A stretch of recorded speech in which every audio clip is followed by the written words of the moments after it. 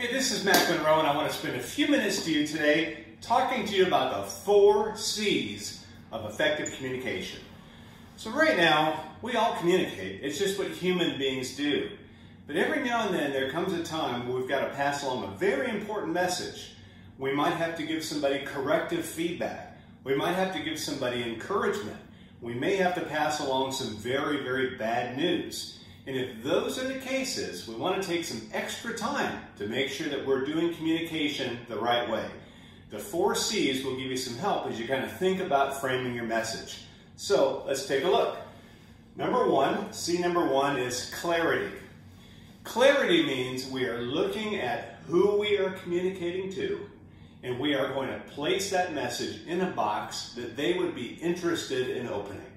So it's beyond just normal language, right? If I'm going to speak to a Chinese person, if I can speak Chinese to them, they're probably going to understand it better. So I have to kind of think that same way. How does a person like to hear their information? Do they like to use analogies, pictures? Do they like it to be emailed to them? Whatever it is, the message has to be clear, and the clarity only matters in the eye of the receiver. So think about who you're communicating to. How does that information need to be given to them? That's C number one.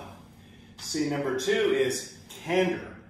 Now what this means is we're going to give that message without bias, prejudice, any other unhelpful framing that's going to ruin that message. So one term that's become very popular lately is called mansplaining. And basically what it says is that a man would speak to a woman and treat her like she's stupid. We see a lot of this, at least I hear, because obviously I don't go to the gym that much. In gyms, a man seeing a woman lifting weights and want to go over there and help and mansplain how to do it. Trust me, they don't need you to do it. So think about your audience. If you're demeaning, if you're talking down to them, that is lack of candor. And right now we need to maximize it. Number 3. Confidential or confidentiality. Sometimes you're given information that you have to be trusted with not to spread it. Now, recently there was the captain of the Teddy Roosevelt over in Guam, and he sent a memo out describing the precarious situation they were on. And I believe he did the right thing. He stood to protect his crew.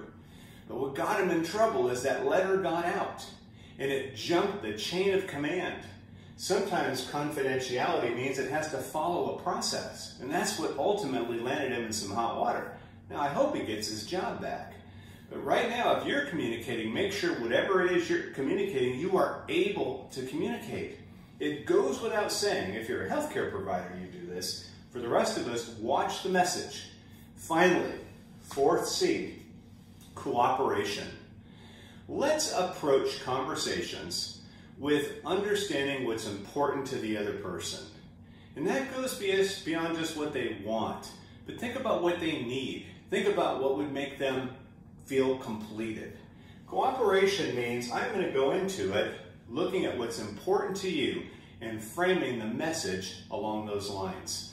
Right now, if you're a manager, your people probably need stability. And so right now, maybe you need control. You need control, they need stability.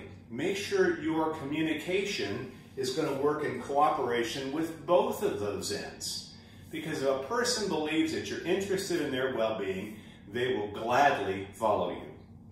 Right now more than ever, your communication has got to be crisp and clean and perfect.